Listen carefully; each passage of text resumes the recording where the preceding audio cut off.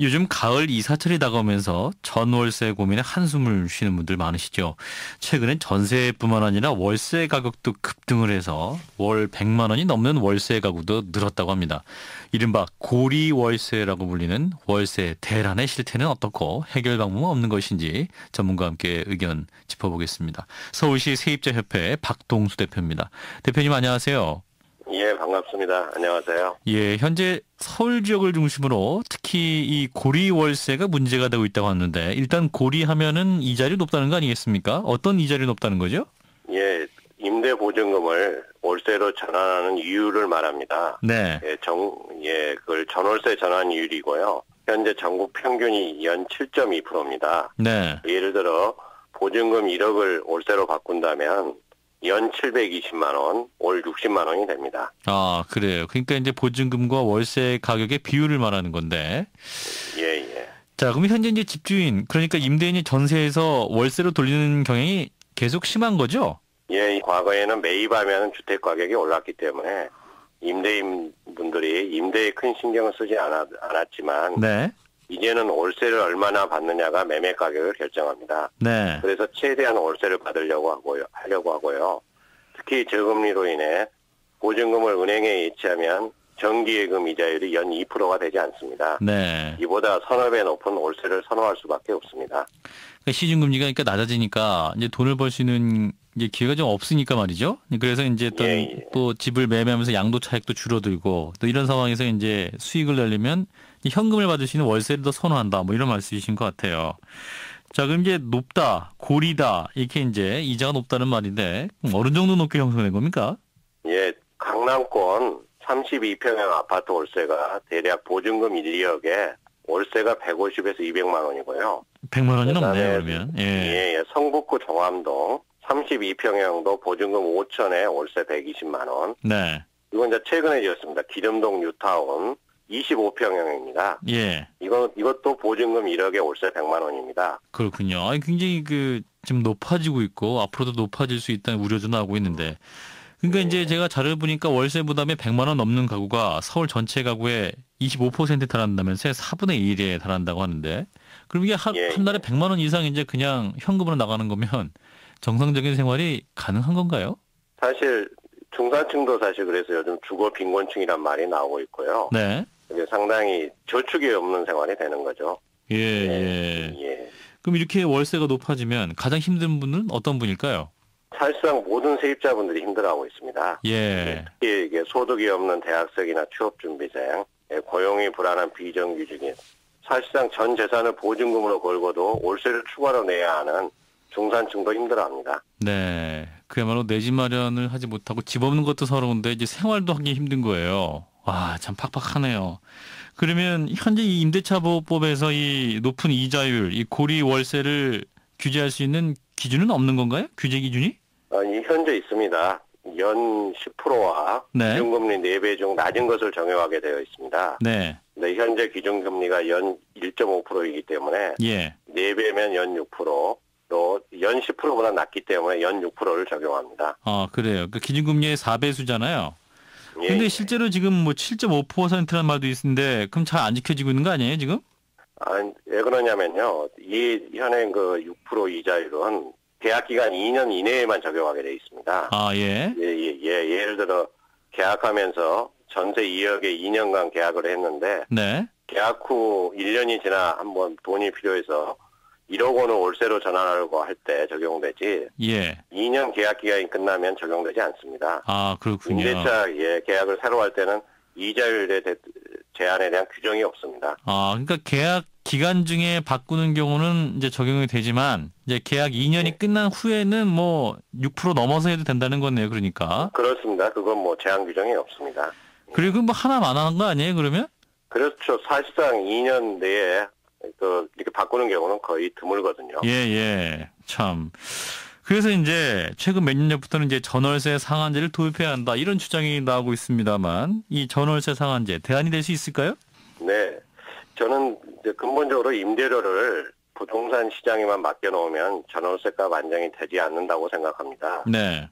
임대료를 임대인 대표와 세입자 대표 그리고 공익 대표가 참여하여 결정하는 것처럼 사회에서 일정한 규제가 필요하다고 보는데요. 네. 그 이유는 특히 서울 지역 같은 경우 거주 수요는 많은데 주택 공급이 제한되기 때문에 주택을 임대하는 분들이 세입자에 비해 우위에서 높은 월세를 받는 구조입니다. 예. 세입자의 주거 안정을 위해서는 임대료에 대한 사회적 관리나 규제가 필요합니다. 근데 정부 입장은 시장에 이렇게 개입을 하면 이제 전월세 상한제 같은 걸 도입을 하면 시장에서 이제 탄력적으로 대응하기 어렵다 이러면서 이제 부정적인 입장 아닙니까?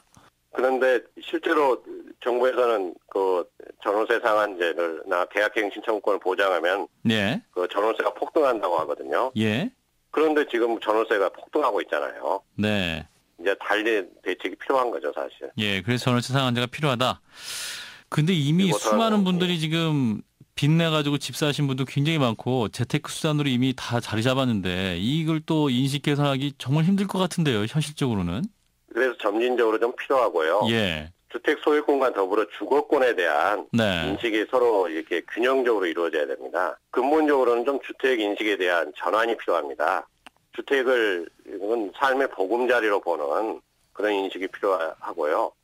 주택을 재테크 수단이나 돈벌이 수단 이런 인식은 좀 바뀌어야 된다고 봅니다. 예, 그렇군요. 그래서 예. 정부의 정책적인 방향도 좀 그런 방향으로 가야 한다 이런 말씀인 것 같고 특히 이제 지금 야당 측에서 전월세 상한제 도입을 주장을 했는데 국회에서는 별다른 논의가 지금 진척이 안 되고 있는 모양입니다.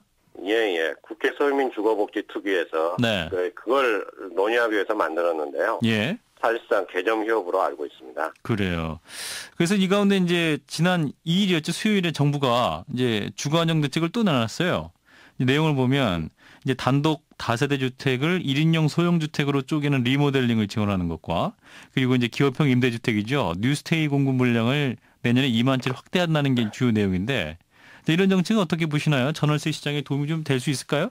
글쎄요. 먼저 주택정책의 사각지대에 있던 1인 가구에 네. 공공임대주택을 확대 공급하겠다는 것 그리고 독거노인에게 실버 주거 복지 개념을 도입하겠다는 건 진일보했다고 봅니다. 네. 그러나 이러한 정책은 세입자 중 상대적으로 주거 취약계층이 대상이고 네. 해당 주택도 5천 가구에 불과합니다. 아하. 예. 그리고 2만 원을 공급하는 뉴스테이 정책 효과에 대해서는 많은 의문이 제기되기 때문에 이번 정부의 주거안정 정책은 국민의 반을 차지하는 세입자의 전반적인 전월세 안정과는 거리가 있다고 봅니다. 정책 대상이 좀 좁은 것 같다. 자, 뉴스테이 정책에는 뭐가 문제가 있는 거죠? 이제 근본적으로 두 가지입니다. 하나는 공공자원, 네. 라고 할 수 있는 공공택지와 주택기금을 민간에게 사실상 지원해 주는 거고요. 예. 특혜라는 문제가 있습니다. 그러니까 민간 건설업체에 특혜해 준다. 예. 예. 그리고 또 하나는 뉴스테이가 이게 중산층 월세 안정이 아니라 네. 앞으로 월세 폭등의 진원지도 될 수 있다고 저는 봅니다. 실질적으로 그 월세가 그렇게 싸지 않다면서요? 예. 네. 그래서 서울을 보면은 그 중구 신당동의 경우에 전용 면적 기준입니다. 네. 17.8평이 보증금 1억에 월세 100만 원. 대림동의 경우 전용 10.6평, 11평이 안 됩니다. 예. 보증금 1000에 월세 100만 원. 수원 권선동도 전용 25.7평이 보증금 6천에 월세 80만 원입니다. 네. 그러니까 오히려 뉴스테이 월세 가격이 좀 높기 때문에 덩달아서 주변 지역 시세도 함께 높일 수 있다. 뭐 이런 우려도 갖고 계신 거네요. 예, 그렇습니다. 왜 그러냐면은 뉴스테이 사업자는 수익성이 목적인 사업자입니다. 네. 새 아파트란 장점을 내세우면은 주변의 아파트보다 임대료를 비슷하게 혹은 더 많이 받으려고 할 것입니다. 네. 그러면 당연히 기존의 아파트들은 되게 교통이나 학군이 좋잖아요. 단지도 크고. 그럼 자산 가치가 높다는 장점을 내세워 뉴스테이보다 더 임대료를 받으려고 할 것입니다. 예, 결국 그렇군요. 서로 임대료를 높이는 경쟁이 일어날 수 있습니다. 아, 네. 시장에서 또 그런 우려가 있네요.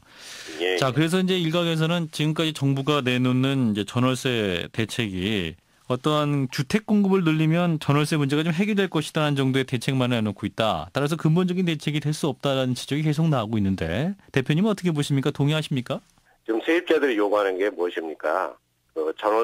전세값 폭등, 네. 그리고 전세 월세 전환에 대한 그 속도 조절, 두 개에 대한 속도 조절 요구하고 있거든요. 그렇죠. 그래서 네. 이 부분에 대해서는 전혀 정책이 나오지 않고 있습니다. 예. 그건 시장 상황이니까 어쩔 수 없다라고만 이야기를 하고 있고요. 그러니까 뭐 어떤 주택 공급이나 어떤 물량만 늘릴 게 아니라 좀 소득 증가 속도와 이제 전월세 상승 속도가 전혀 못 따라가고 있으니까 이제 그런 부분에 대한 가격 문제, 가격 상한제 등이 좀 대책이 필요하다는 말씀인 것 같네요. 네, 말씀 여기까지 드릴게요. 고맙습니다. 예, 감사합니다. 네, 서울시 세입자협회 박동수 대표였습니다.